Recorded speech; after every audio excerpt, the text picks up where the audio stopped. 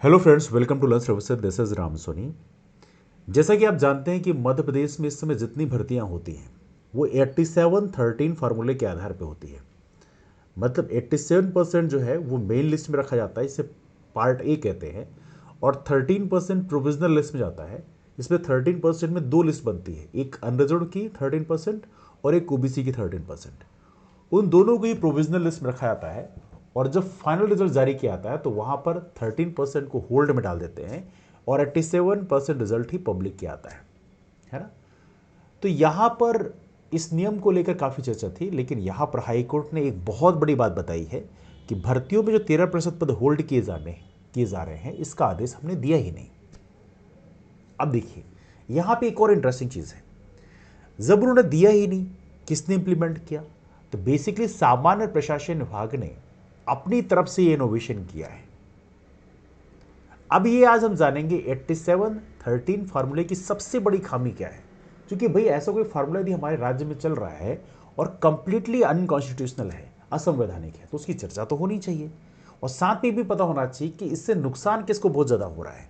We will discuss about that thing also, है ना। Video के अंत में डिस्कस करेंगे, बिल्कुल बने रहिएगा। अभी पेपर में क्या दिखाया है उसको जरा हम देखते हैं, एक बार नजर डालते हैं। देखिए, यहां पर लिखा है, हाई कोर्ट ने सरकार से कहा कि ऐसा कोई सर्कुलर जारी हुआ है तो पहले उसको पेश किया जाए, है ना। ओबीसी के चलते भर्तियों में 13% पद होल्ड करने का आदेश हमने दिया ही नहीं, ऐसा हाईकोर्ट का कहना है। वर्तमान में आरक्षण की सीमा 50% से अधिक क्रॉस हो रही है।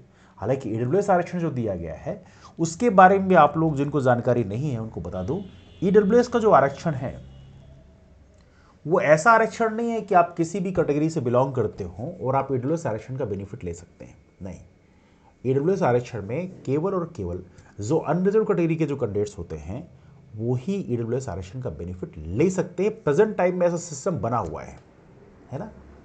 उसमें लिखा होता है सीधे नीचे, आप एससी एसटी ओबीसी से बिलोंग नहीं करना चाहिए, उसी कंडीशन में आप अनरिजर्व, आपको ईडब्ल्यूएस का 10% रिजर्वेशन का बेनिफिट मिलेगा।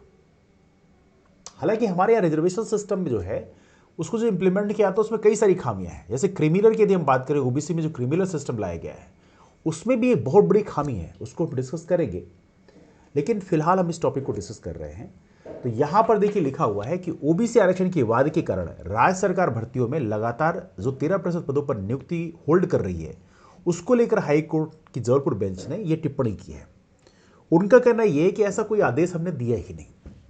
अब देखिए, यहां पर हाई कोर्ट में ओबीसी के प्रकरणों की शुक्रवार को सुनवाई हुई और इस दौरान शिक्षक भर्ती और सब इंजीनियर भर्तियों से जुड़े मामले में याचिकाकर्ताओं ने कहा कि 13% पद होल्ड होने के कारण नियुक्ति नहीं हो पा रही है। बताया गया कि कोर्ट के अंतरिम आदेश के तहत ये पद होल्ड किए गए हैं। इस पर कोर्ट ने यह स्पष्ट किया कि न्यायालय ने ऐसा कोई अंतरिम आदेश नहीं दिया है। तर्क दिया गया कि सामान्य प्रशासन विभाग द्वारा इस संबंध में परिपत्र जारी किया गया है। इस पर कोर्ट ने परिपत्र पेश करने के आदेश दिए। कोर्ट से यह भी कहा गया कि महाधिवक्ता के सुझाव के चलते यह व्यवस्था दी गई। अब देखो, महाधिवक्ता सुझाव दे रहे हैं और वो कंप्लीटली अनकॉन्स्टिट्यूशनल सिस्टम है, इसकी चर्चा तो होनी चाहिए, है ना। ऐसी कोई यदि बदमाशी हो रही है तो उसकी चर्चा तो होनी चाहिए। अब देखिए, यहां पर लिखा, कोर्ट ने कहा महाधिवक्ता के सुझाव का परीक्षण नहीं किया सकता, यदि सरकार का कोई आदेश है तो वह प्रस्तुत किया जाए। सामान्य प्रशासन विभाग की गाइडलाइन पर 13% पद होल्ड किए जा रहे हैं। अब देखिए, इस तरह से चीजें बताई गई हैं। यहाँ पे एक पेपर में और भी लिखा हुआ है, देखेंगे। 27% ओबीसी आरक्षण 27% किए जाने से संबंधित याचिकाकर्ताओं की सुनवाई शुक्रवार को हाईकोर्ट जस्टिस सील नागू तथा जस्टिस विनय सराफ की युगल पीठ के समक्ष हुई। सुनवाई के दौरान न्यायालय ने कहा कि भर्तियों के लिए 27-13% का फार्मूला हाईकोर्ट ने लागू नहीं किया है। इस फार्मूले को चुनौती देते हुए याचिका दायर की जाती है तो न्यायालय उसमें सुनवाई करेगा। युगल पीठ ने ओबीसी आरक्षण संबंधित याचिका सर्वोच्च न्यायालय में लंबित होने के कारण अगली सुनवाई 12 मार्च को निर्धारित की है। गौरतलब है, प्रदेश में 27% ओबीसी आरक्षण किए जाने के खिलाफ वो पक्ष में कुल 51 याचिकाएं दायर की गई हैं। ये सारी चीजें यहां पर डिस्कस की गई हैं। देखो, 87-13 फार्मूला यदि जीएडी मतलब सामान्य प्रशासन विभाग ला रहा है तो बेसिकली उसमें ट्रांसपेरेंसी है क्या, ये एक बड़ा क्वेश्चन मार्क है। तो आज हमें ये जानना पड़ेगा 87-13 फार्मूला बेसिकली इसमें सबसे बड़ी खामी क्या है। देखो, पहली सबसे बड़ी खामी है, दो महत्वपूर्ण खामी मैं डिस्कस करूंगा। पहली तो एक सिंपल सी बात है जो हर किसी कॉमन सेंस की बात है कि 13% आप होल्ड करते हो तो आप सोचो जिन लोगों का नाम प्रोविजनल लिस्ट में होता है, चाहे वो अनरिजर्व वाले में हो चाहे ओबीसी में हो, उनकी क्या साइकोलॉजिकल कंडीशन होती है वो वही जानते हैं। क्योंकि आपने ऐसा सिस्टम बना रखा है कि वो उनके कितने भी नंबर फिर मेंस में आ जाएं, वो मेन लिस्ट में जंप नहीं कर पाएंगे। मतलब ये अपने आप में एक बहुत बड़ा धोखा है।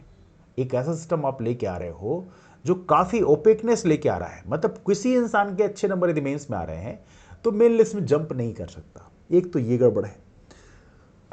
इससे बेहतर है कि 13% आप पोस्ट दे नहीं, उसको ब्लॉक कर दो, उसको बाद में रिक्रूटमेंट करना अलग से। दूसरी यहां पे एक सबसे बड़ा ब्लंडर क्या है उसको हम डिस्कस करेंगे। बहुत ही महत्वपूर्ण पॉइंट है, ध्यान से सुनिएगा। देखो, मान लो रिजल्ट आता है, अनरिजर्व कट ऑफ मान लो 80 नंबर रहता है। किसका? अनरिजर्व कट ऑफ 80 रहता है। ओबीसी का कट ऑफ इसमें मान लीजिए सपोज करिए थोड़ा कम जाता है अनरिजर्व से, आमतौर पे मान लीजिए ओबीसी कट ऑफ 78 जाता है। अब एससी की यदि हम बात करें, शेड्यूल कास्ट का जो कट ऑफ है थोड़ी और कम मान लो जाता है, मान लो 75 जाता है। शेड्यूल ट्राइब कट ऑफ मान लो थोड़ी और कम जाता है, मान लो schedule caste tribe cut off 72 जाता है ना, ये मान लो जाता है। अब ये जो है मेन लिस्ट का है, मैं ऐसा समझाने का प्रयास कर रहा हूं एक एग्जांपल के माध्यम से। ये मेन लिस्ट का है 87% जो रिजल्ट जारी होता है। अब यहां पे एक 13% प्रोविजनल का अलग से रिजल्ट जारी होता है। इसमें अनरिजर्व का जो कट ऑफ है, अब मान लो ये कितना जा रहा है, ये जा रहा है मान लो 74 नंबर जा रहा है।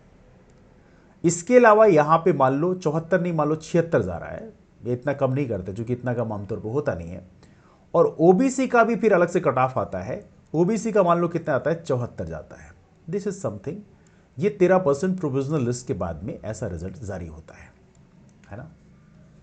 आमतौर पे इसी तरह से रिजल्ट जारी होता है। आप लोगों ने देखा होगा अभी एमपीपीएससी 2024 प्रीलिम्स का रिजल्ट आया है, 2023 प्रीलिम्स का रिजल्ट आया है। Now look at this one.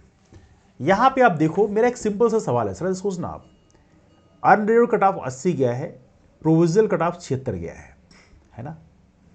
अब अनरिजर्व में तो सारे फाइट करते हैं, एससी एसटी ओबीसी तीनों कैटेगरी कैंडिडेट फाइट करते हैं। अब देखो 76 कट ऑफ गया है अनरिजर्व का प्रोविजनल में, तो क्या इसमें ओबीसी एससी एसटी तीनों कैटेगरी के लोग होंगे? भाई ओबीसी कट ऑफ कितना जा रहा है, 78 जा रहा है। एससी कट ऑफ 75 जा रहा है।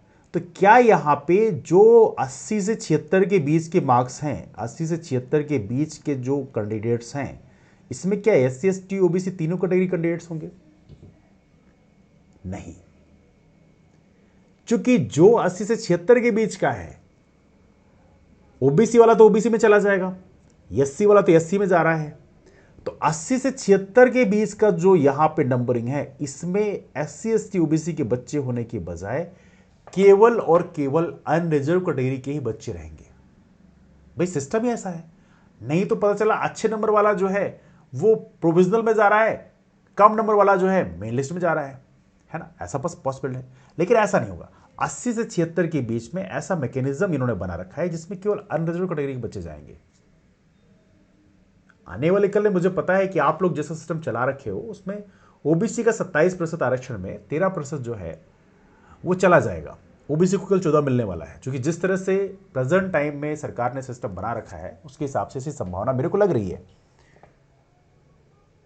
अब देखिए इससे सबसे ज्यादा नुकसान किसको है? मतलब एससी एसटी ओबीसी का जो कैंडिडेट है वो सीधे आपने प्रोविजनल लिस्ट से उसको बाहर कर दिया। ये बड़ी ही सातिर चाल है।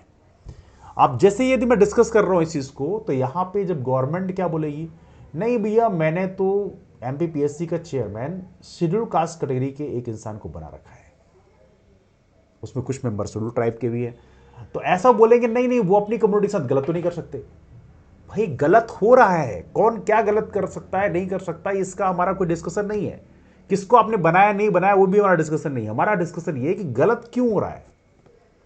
वैसे तो आप ऐसे महान लोग हैं कि आप कैटेगरी के ऐसे लोगों को लेके आते हो जो अपनी कैटेगरी के आरक्षण का विरोध कर लेता है।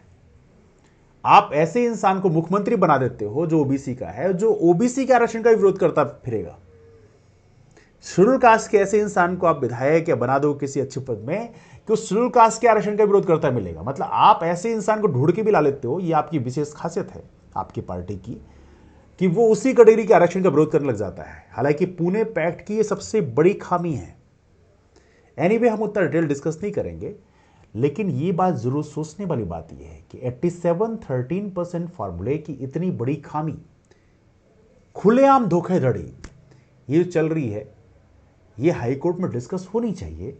और साथ में यहां पर सरकार को, आप लोगों को भी डिस्कस करना है कि भाई सरकार इतना बड़ा फॉल्ट कैसे ला सकता है कि आपने जो प्रोविजनल लिस्ट है इसमें केवल और केवल यहां पे अनरिजर्व कैटेगरी के बच्चों को लाकर SC ST OBC के बच्चों के साथ एक बड़ा धोखा कर दिया। भाई आपको कुछ करना है खुलेआम करो, छुप छुपा कर दुनिया भर के लूप होल बना के आप धोखेबाजी कर रहे हो, दैट इज वेरी रॉन्ग। आपके ओपिनियन क्या आप जरूर बताएं। मुलाकात करते हैं फिर अगले वीडियो में, तब तक के लिए बाय एंड टेक केयर।